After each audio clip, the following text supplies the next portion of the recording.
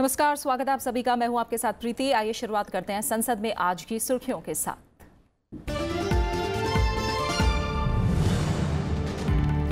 संसद के बजट सत्र के दूसरे चरण का आखिरी हफ्ता। दोनों सदनों के एजेंडे में बैंकिंग क्षेत्र की कथित अनियमितताओं पर चर्चा। राज्यसभा में होगी अल्पकालिक चर्चा। लोकसभा में बिना मतदान वाले नियम 193 के तहत होगी बहस।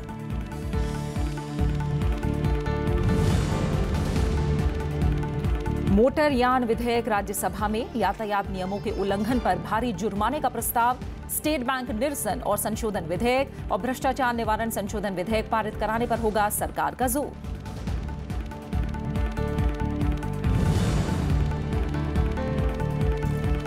पेयजल और स्वच्छता मंत्रालय के कार्यकारण पर राज्यसभा में चर्चा आज। सांसद नवनीत कृष्णन करेंगे बहस की शुरुआत। कई और दलों के सांसद रखेंगे विचार।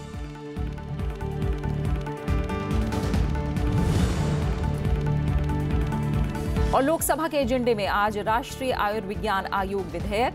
केंद्रीय स्वास्थ्य मंत्री करेंगे विचार और पारित कराने का प्रस्ताव। पूरे देश में फाइनल एमबीबीएस परीक्षा एक साथ कराने का प्रावधान। लाइसेंस के लिए नहीं देनी होगी कोई अन्य परीक्षा।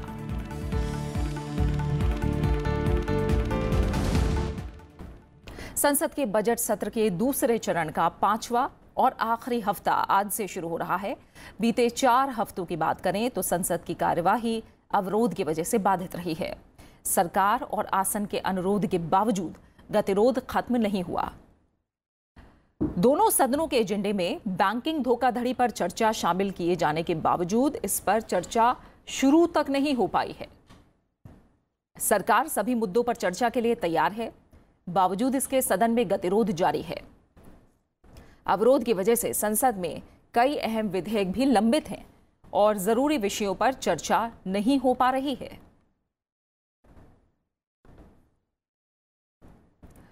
संसद के दोनों सदनों की कार्यसूची में आज भी बैंकिंग क्षेत्र में कथित अनियमितताओं पर चर्चा शामिल है। राज्यसभा के एजेंडे में 7 मार्च से ये शामिल है, लेकिन गतिरोध की वजह से इस पर चर्चा शुरू नहीं हो पाई है। राज्यसभा में अल्पकालिक चर्चा में हरिवंश, रूपा गांगुली और आर.के. सिन्हा समेत विभिन्न दलों के सांसद हिस्सा लेंगे। सांसद सार्वजनिक क्षेत्रों के कुछ बैंकों में कथित अनियमितताओं और उन्हें रोकने में बैंकिंग विनियामकों की विफलता पर अपने अपने विचार और सुझाव रखेंगे।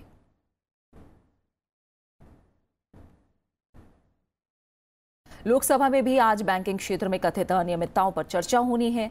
6 मार्च से लोकसभा के एजेंडे में ये शामिल है, लेकिन यहां भी चर्चा शुरू नहीं हो पाई है। ये चर्चा नियम 193 के तहत होगी। इस नियम के तहत चर्चा के बाद वोटिंग का प्रावधान नहीं है। सांसद चर्चा के दौरान बैंकिंग क्षेत्र की कमियों और इससे जुड़ी कथित अनियमितताओं के बारे में अपने विचार रखेंगे। साथ ही वो इन अनियमितताओं से देश की अर्थव्यवस्था पर पड़ने वाले असर का मुद्दा भी चर्चा के दौरान उठाएंगे।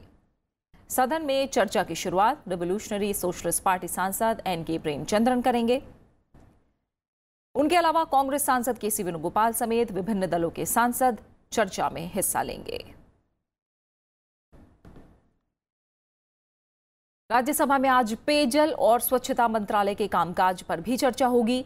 चर्चा की शुरुआत अन्ना द्रमुक सांसद नवनीत कृष्णन करेंगे। इस दौरान सभी दलों के सांसद मंत्रालय की नीतियों और कार्यप्रणाली पर विचार सदन में रखेंगे। चर्चा के आखिर में केंद्रीय पेयजल और स्वच्छता मंत्री उमा भारती जवाब देंगी। बहस के दौरान विपक्षी सांसदों को मंत्रालय की नीतियों की आलोचना और सुझाव देने का मौका मिलता है। वहीं सत्ता पक्ष के सांसदों के लिए ये मंत्रालय के फैसलों का फायदा बताने का अवसर होता है। फिलहाल रुक करेंगे हम संसद भवन परिसर का, जहां हमारे संसदीय मामलों के संपादक अरविंद कुमार सिंह हमारे साथ जुड़े हैं। अरविंद जी, आज से बजट सत्र का आखिरी हफ्ता शुरू हो रहा है और लगभग 1 महीने में संसद में कोई विधायी चर्चा तक नहीं हो पाई। कुछ घंटे ही काम हुआ और गतिरोध की भेंट चढ़ा ज्यादातर समय। बाकी बचे दिनों में क्या संभावनाएं हैं? आपने ठीक कहा प्रीति। ये जो हफ्ता है, जो बजट सत्र के दूसरे चरण का ये आखिरी हफ्ता है और जिसमें सरकारी कामकाज के लिए केवल 4 दिन है और 1 दिन जो आखिरी है वो गैर सरकारी कामकाज का है। तो कुल मिलाकर के बहुत सारे महत्वपूर्ण विधेयक हैं जिनको सरकार पास कराना चाहती है। कुछ लोकसभा में आपने देखा कि जिस तरह से कुछ नए जो विधेयक हैं जिनको आगे बढ़ाना चाहती है सरकार। कामकाज बहुत ही भारी भरकम है और समय बहुत कम बचा हुआ है। और अगर आप देखेंगे तो अभी 28 मार्च को जो है सभापति राज्यसभा के इनिशिएटिव पर उन्होंने विशेष पहल की थी कि सांसदों की विदाई एक महत्वपूर्ण काम होता है जो है, जिसमें एक बहुत ही महत्वपूर्ण चर्चा होती है। वो चर्चा और सभापति के इनिशिएटिव पर जो है अंतर्राष्ट्रीय महिला दिवस की एक चर्चा को छोड़ दें तो अपर हाउस में, लोअर हाउस में, दोनों में बिल्कुल ये कहिए कि नाम मात्र का कामकाज हुआ, ये कामकाज नहीं हुआ, ये कह सकते हैं हम। तो अब जो है निश्चित तौर पर बहुत भारी भरकम एजेंडा है और उम्मीद ये की जा सकती है कि शायद ये 4 दिनों में कुछ विधेयक पारित हो सकेंगे, जो है उम्मीद यही कर सकते हैं। जी बिल्कुल। और अरविंद जी, बैंकिंग क्षेत्र की कथित अनियमितताओं पर चर्चा होनी थी जो शुरू तक नहीं हो पाई। इसके अलावा अगर आज के एजेंडे की बात करें तो क्या खास दिख रहा है? फिर से हम देख रहे हैं मोटरयान विधेयक राज्यसभा में है, पेयजल और स्वच्छता मंत्रालय के कामकाज पर भी चर्चा होनी है। आज के एजेंडे के हिसाब से क्या कुछ खास है? नहीं, बिल्कुल प्रीति, इसमें मोटरयान संशोधन विधेयक बहुत ही महत्वपूर्ण है और वो सरकार जो है उसको पास कराना चाहती है। 2014 से ही उसमें बदलाव की कोशिशें जारी थी और अभी जो मौजूदा विधेयक है, जो मौजूदा अधिनियम है वो 1988 का है, जिसमें समय के साथ बहुत सारे बदलाव तो हुए, लेकिन अभी उसको बहुत कुछ उसमें बदलने की ज़रूरत है। और इसीलिए सेलेक्ट कमेटी जो कि सहस बुद्धे जी की अध्यक्षता में बनी थी, उसने बहुत इन डेप्थ एनालिसिस की है उसकी। तो उसमें उसने कहा है कि इस विधेयक को पारित किया जाना चाहिए, जो यथावत पारित किया जाना चाहिए। उसने बहुत लंबी बातचीत की है जी। तो ये जो एजेंडा है, जिसको कहेंगे कि उसके अलावा कुछ नए इशूज़ भी जुड़ गए हैं, जिसमें SC/ST संशोधन विधेयक का जो संशोधन अधिनियम जो है, जिसमें बदलाव की बात हो रही है। सरकार सुप्रीम कोर्ट में जा रही है और उसमें कुछ ऐसे पक्ष हैं जिससे लोग आंदोलित हैं, अगर आप देख रहे होंगे तो उसका असर भी संसद पर पड़ता है जी। कुछ कावेरी का मुद्दा है, आंध्र प्रदेश रीऑर्गेनाइजेशन बिल को लेकर के, ये सारे इशूज अपनी जगह हैं, लेकिन ये विधेयक भी महत्वपूर्ण है और सरकार की ओर से कोशिश चल रही है कि ये बिल पारित हो। जी बिल्कुल, देखना होगा बाकी गिने चुने बचे दिन में सत्र में हमें क्या कुछ देखने को मिलता है। संसद के दोनों सदनों में कामकाज होता है, गतिरोध जारी रहता है, ये देखना, इस पर सबकी नजरें होंगी। अरविंद जी, फिलहाल बहुत बहुत शुक्रिया, आप जुड़े और इस तमाम जानकारी को फिलहाल हम तक पहुंचाया, बहुत बहुत शुक्रिया आपका। आइए आगे बढ़ते हैं और कार्यसूची के हिसाब से कामकाज की बात करते हैं। राज्यसभा में आज स्टेट बैंक निरसन और संशोधन विधेयक 2017 पर भी चर्चा होगी। वित्त मंत्री अरुण जेटली इसे पारित कराने का भी प्रस्ताव करेंगे। इसके जरिए भारतीय स्टेट बैंक अधिनियम 1959 और स्टेट बैंक ऑफ हैदराबाद अधिनियम 1956 को निरस्त करने और भारतीय स्टेट बैंक अधिनियम 1955 का और संशोधन किया जाना है। विधेयक का मकसद इन बैंकों के विलय से संसाधनों का तर्कसंगत इस्तेमाल करना है, जिससे लागत में कमी आएगी और बैंक के मुनाफे में इजाफा होगा। इससे उपभोक्ताओं को सस्ती दरों पर ऋण उपलब्ध कराया जा सकेगा और उन्हें बेहतर सेवा मिलेगी। लोकसभा से यह विधेयक पहले ही पारित हो चुका है। राज्यसभा में आज मोटरयान संशोधन विधेयक 2017 पर भी विचार होगा। केंद्रीय सड़क परिवहन और राजमार्ग मंत्री नितिन गडकरी 1988 के कानून का और संशोधन करने वाले विधेयक को पारित करने का प्रस्ताव करेंगे। राज्यसभा की प्रवर समिति ने इस विधेयक की पड़ताल के बाद कई अहम सुझाव दिए हैं। विधेयक में यातायात नियमों के उल्लंघन पर भारी जुर्माना लगाने का प्रस्ताव है। इसके अलावा शराब पीकर गाड़ी चलाने पर 10,000 रुपए तक का जुर्माना और हिट एंड रन मामलों के लिए 2 लाख रुपए का मुआवजा शामिल है। सड़क दुर्घटना में मौत होने की स्थिति में 10 लाख रुपए तक के मुआवजे का प्रावधान विधेयक में किया गया है। यह विधेयक लोकसभा से पारित हो चुका है। राज्यसभा के एजेंडे में आज भ्रष्टाचार निवारण संशोधन विधेयक 2013 को भी शामिल किया गया है। कार्मिक लोक शिकायत मंत्री जितेंद्र सिंह राज्यसभा की प्रवर समिति की ओर से प्रतिवेदित रूप में विधेयक पर विचार और पारित करने का प्रस्ताव करेंगे। इसके जरिए 1988 के कानून में बदलाव किया जाना है। साथ ही भ्रष्टाचार को गंभीर अपराध की श्रेणी में लाने का प्रस्ताव है। इसके तहत सजा की अवधि 5 साल से बढ़ाकर 7 साल की गई है। अब न्यूनतम 6 महीने के बजाय 3 साल और अधिकतम 5 साल के बजाय 7 साल सजा होगी। 7 साल की सजा होने पर भ्रष्टाचार गंभीर अपराधों की श्रेणी में आ जाएगा।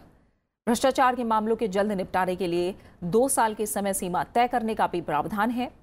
कुर्की का अधिकार जिला अदालत की बजाय सुनवाई अदालत यानी विशेष जज को सुपुर्द करने का भी प्रावधान है। सरकारी कर्मचारियों का जानबूझकर रईसी का दिखावा आपराधिक कदाचार माना जाएगा और बेहिसाब संपत्ति को अवैध रईसी का सबूत समझा जाएगा।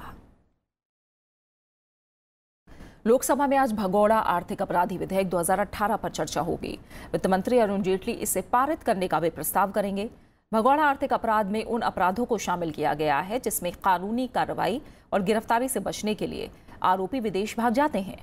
कोर्ट से भगौड़ा घोषित किए जाने के बाद ऐसे आरोपियों की पूरी संपत्ति जब्त करके नीलाम की जाएगी। साथ ही उसकी बेनामी संपत्तियां भी जब्त कर ली जाएंगी। इसके अलावा नेशनल फाइनेंशियल रिपोर्टिंग अथॉरिटी के गठन का प्रस्ताव है। विधेयक में कई सख्त प्रावधान है। जब तक मामले का फैसला नहीं हो जाता, आरोपी इसे चुनौती नहीं दे सकता है। इसे नए के साथ पुराने आरोपियों पर भी लागू किया जाएगा। बकाया राशि की तेज वसूली के लिए विशेष कोर्ट का गठन किया जाएगा। बिल में आर्थिक अपराधों की सूची होगी। इसके दायरे में 100 करोड़ से ऊपर के घोटाले या धोखाधड़ी के मामले आएंगे। लोकसभा में आज राष्ट्रीय आयुर्विज्ञान आयोग विधेयक 2017 पर भी विचार होगा। केंद्रीय स्वास्थ्य मंत्री जेपी नड्डा विधेयक पर विचार और पारित करने का प्रस्ताव करेंगे।